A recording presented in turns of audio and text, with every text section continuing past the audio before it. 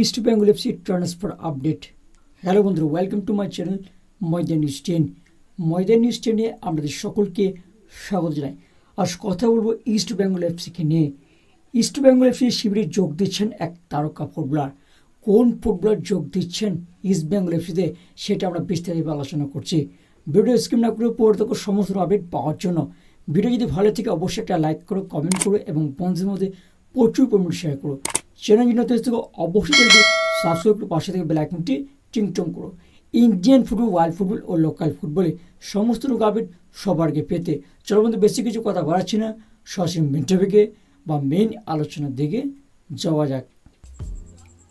Indian super লিগের মঞ্চে যে কোনো মূল্যে সাফল্য অর্জন করতেই হবে, আপাতত এটাই লক্ষ্য ইস্ট বেঙ্গলের ব্রিগেডের। আর সেই লক্ষ্যে তারা শুরু করে দিয়েছে দল গঠনের কাজও।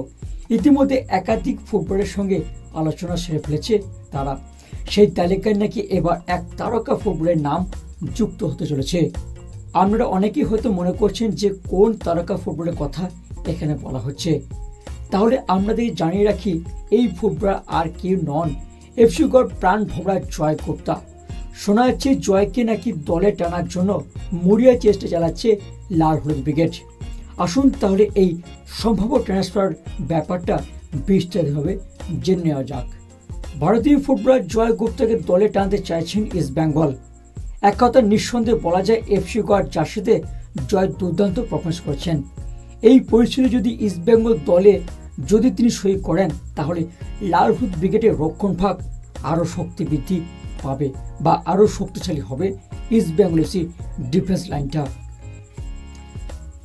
বেশ কয়েকটি সূত্রের মারফত জানা গেছে জয় গুপ্তার সঙ্গে লাল হলুদ ম্যানেজমেন্টে ইতিমধ্যে এক প্রস্তাব কথাবার্তা সেরে ফেলেছে।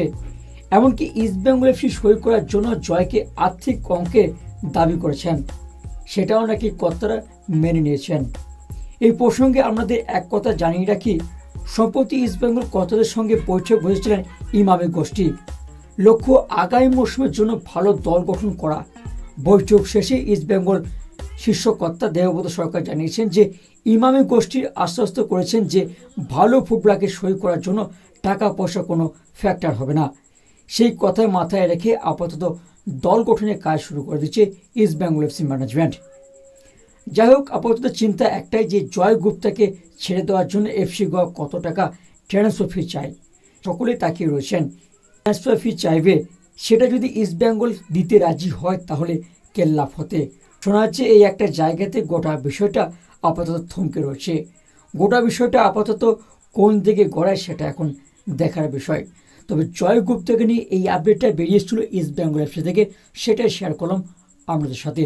তো জয় গুপ্তা কি সত্যি ইস্ট বেঙ্গল এফসি সই করবেন সেটা কমেন্ট সেকশনে জানাবেন। তো ময়দান 10 নিউজ আপডেট এইটুকু থাক। পরবর্তী কোনো আপডেট বেরিয়ে এলে অবশ্যই শেয়ার করবো আপনাদের সাথে।